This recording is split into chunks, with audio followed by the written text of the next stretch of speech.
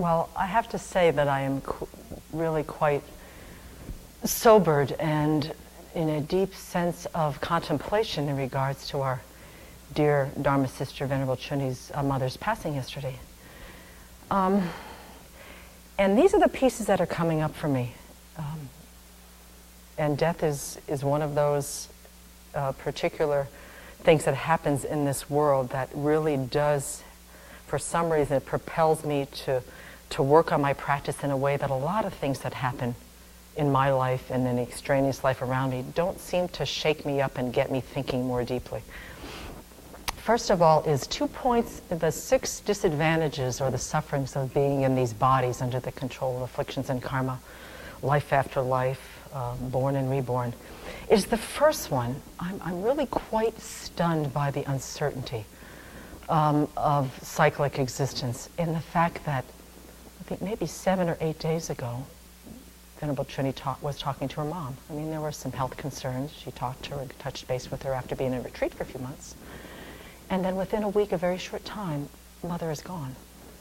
So this suffering of cyclic existence in which there is absolutely no certainty, that impermanence is, by its very nature, it's impermanent. And that our lives and other people's lives, they arise and they cease. And we never know when that's going to happen. So looking at the time frame, that one day we could be talking to someone and the next day they're no longer with us. So that's been a very sobering thought in my mind about the uncertainty, the instability, the impermanence of this life in this world. That one has been really deeply going into my mind. The other one is, for the people that we love, if we have the fortune of having a family that really gathers around us at the time of death and really come as a united, harmonious family and are really there to support and be present for that transition. In the middle of that, despite the love, despite the support, despite of presence of family, when the ultimate experience happens, we experience it totally alone. And there's something very deep about that truth, which is the 6th of these, the one at the bottom of the list that has always called to me very deeply, is that for all the time that we spend in our life cultivating relationships, good, bad, or indifferent, they come, they go, but there are relationships that we have had for decades, ones that we treasure, ones that we've worked very hard on to have balance and have some mutual respect and benefit. And for all the work that we do to create these relationships, at the time of death, there's absolutely no one, no matter how long, no matter how deep, no matter how trusting and enduring that relationship is. It's not like that friend can say, this is going to be tough for you. Why don't I do this for you? Or why don't I go along with you for a time until you feel somewhat settled or somewhat comfortable or safe or whatever, and then I'll turn back. There's no way that what our friends and loved ones have done for us over our life over and over again when we were living, there's no way that they can then participate in that when the time of death comes. So I find that, very poignant and very stark in my mind. And then the other one was Venerable Yeshe's motivation yesterday, which ran very, very deep too, is that sometimes when I think about the Mahayana motivation, this bodhicitta motivation, is thinking about, what does it take and why would we spend all of this 3 countless great eons trying to become awakened? Why would we be willing to do this? And when Venerable Yeshe stated yesterday that despite the financial, the emotional, the physical, the intellectual, all the mentoring, all the love that we can give each other to help during hardship, during problems, during struggles, to help each other and support each other, is that the best that we can do is but temporary. And that because we're caught also in the cycle of birth, aging, and death under the control of afflictions and karma, our help, our skill, our wisdom, our compassion is somewhat limited at this time. And so as these people, passing into the next life, or our family having financial struggles or emotional struggles or some difficulties, we can get in there and give them as much support and as love as we can, but there's only so much that we can do.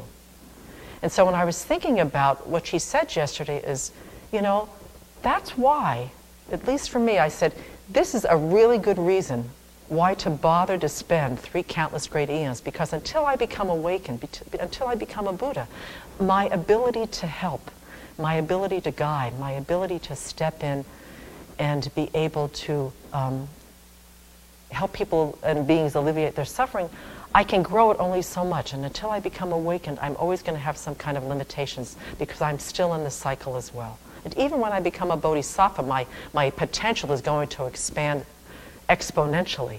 But until I become a Buddha, where I can know exactly where every sentient being is, what they bring into that life, what may be the causes they're creating for future lives, and how best to help them, I can only do these temporary supports, this temporary sort of encouragement, this temporary sort of guiding.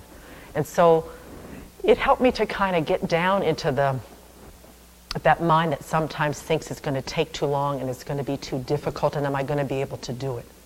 Is that at the end of this path, there will be the capacity to, whether mother is dying or brother is intoxicated or the children are struggling with substances and failing grades, or the economy's going down the tubes or whatever, there's going to be a way to deal with it in the best possible way for not only the short-term benefit, the part that we can see, but for the long-term benefit, way, way, way into the future. And that Buddhists have the capacity to see how things build and how causes and conditions really can bring some future ripening by the way in which they guide sentient beings. And they're willing to wait as long as it's necessary. They don't get discouraged. They don't get disheartened because their capacity is limitless. And so when I see the passing of this dear mother, I see that now we can make prayers, we can support Venerable Chuni by our dedication and our practice. And someday in the future, we will be able to have a capacity that is totally inconceivable on how to be able to benefit. And so what we're doing now is creating the causes to be able to have that capacity. And I think that's a beautiful motivation to help us to go see the long-term goal and not to be discouraged when we feel the sense of hopelessness or powerlessness, because we can only do so much.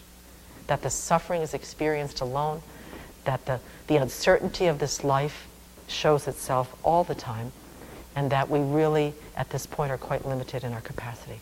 But we will one day be able to guide and support and to really be of the greatest benefit. And I find that really inspiring, and I really want to use this passing of Venerable Chuni's mom to really help, not only to wish her well into her next life, but to really deepen my commitment on how I can benefit short term and especially for the long term, and to see what we're working with at this time. So it's been a very sobering and also very inspiring experience for my practice.